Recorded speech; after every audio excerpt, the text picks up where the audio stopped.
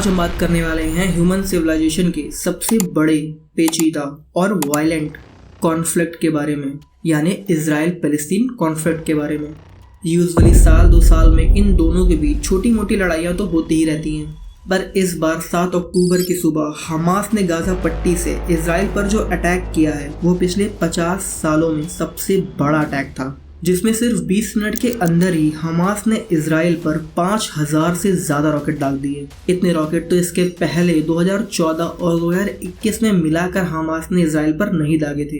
इन हमलों में हज़ारों लोग अपनी जान गंवा चुके हैं और ये नंबर हर मिनट बढ़ता ही जा रहा है, क्योंकि इजराइल ने on record state of war alert जारी कर दिया है, जिसके बाद की जवाबी कार्रवाई में हमास को भारी नुकसान हो रहा है। आखिर ये हमास है कौन जिसने ये अटैक किया है? हमास एक डेजिग्नेटेड सुन्नी मिलिटेंट ऑर्गेनाइजेशन है जिसकी इस्टेब्लिशमेंट 1987 में हुई थी और 2007 से गाजा पट्टी पर इनका नियंत्रण है।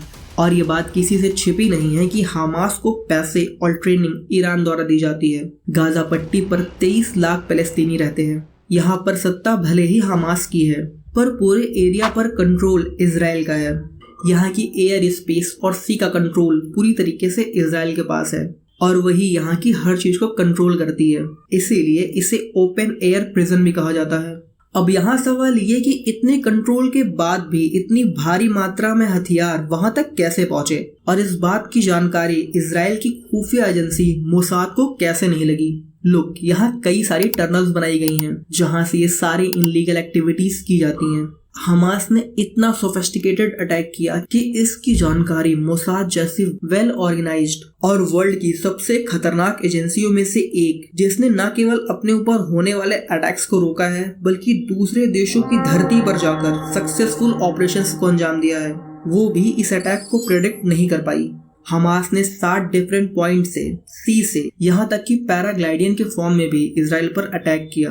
एज वी ऑल नो कि इजराइल के पास अपना एक बहुत ही powerful air defence system iron dome है, जो अपनी तरफ आने वाले मिसाइल को इंटरसेप्ट करके हवा में ही मार गिराता है। पर इस बार इतने कम समय में इतने ज्यादा रॉकेट दागे गए कि वो भी इन सारी मिसाइलों को रोकने में नाकाम रहा। और यहाँ हम आते हैं सबसे इम्पोर्टेंट पार्ट पर कि ये अटैक अभी ही क्यों हुआ, क्योंकि इसकी टाइमिंग बहुत ही इम्पोर्टेंट है।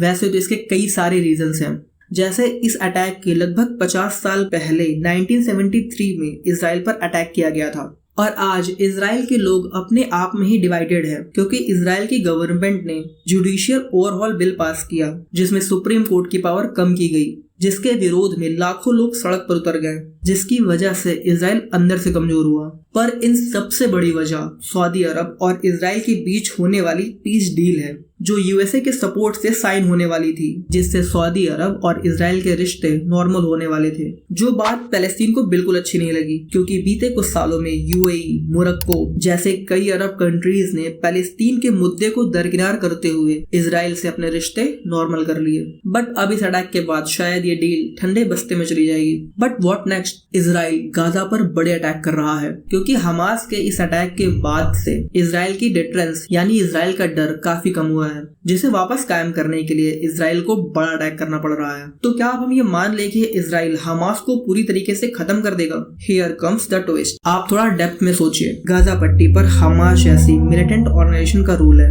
अगर इसे यहाँ से पूरी तरीके से इजराइल ने उखाड़ फेंका तो यहाँ पर एक पावर वैक्यूम क्रिएट होगा, जिससे यहाँ पर सिविल वॉर जैसी सिचुएशन क्रिएट हो सकती है और इस पावर वैक्यूम को भरने के लिए और भी आतंकवादी संगठन आ सकते हैं, जिसके तौर तरीके हमास से भी ज्यादा खराब हो सकते हैं। और ये सब इजराइल बिल्कुल भी नहीं चाहता। इसीलिए इजराइल हमास को शायद बहुत ही कमजोर करके छोड़ सकता है। अभी जिस टाइम पर ये वॉर शुरू हुई है, इस टाइम सारी वेस्टर्न कंट्रीज का ध्यान रशिया यूक्रेन कॉन्फ्लिक्ट पर है, पर अब काफी एड इजराइल को भी मिलेगी, जिसकी वजह से मे बी यूक्रेन रशिया के सामने कमजोर पड़ सकता है और रशिया की पकड़ यूक्रेन पर और मजबूत हो सकती है। अब एग्जैक्टली क्या होगा ये तो आने वाला वक्त ही बताएगा, पर एक बात बिल्कुल क्लियर है कि इस वॉर के बाद मिडिल ईस्ट की इक्वेशन पूरी तरीके से बदलने वाली है। एग्जैक्टली एग्जैक्टली क्या होगा ये तो आने वाला वक्त ही बताएगा। मेरी आप सबसे रिक्वेस्ट है कि प्लीज वॉर को किसी भी तरीके से सपोर्ट मत कीजिए। ये वॉर है, इसमें हजारों लाखों लोग मरते हैं, अपना परिवार खोते हैं, बच्चों का स्कूल छूटता है, जिसकी वजह से उनकी पूरी जनरेशन गरीबी भुखमरी में मरती है। स्कूल हॉस्पिटल सब तबाह हो जाते हैं, बेसिक नीड्स भी पूरी नहीं हो पाती। आप इंसान हैं, ना कि खून के प्यासे भेड़िए, इसलिए आपके अंदर संवेदना होनी चाहिए। वॉर में मरते दोनों तरफ के लोग हैं, सो प्लीज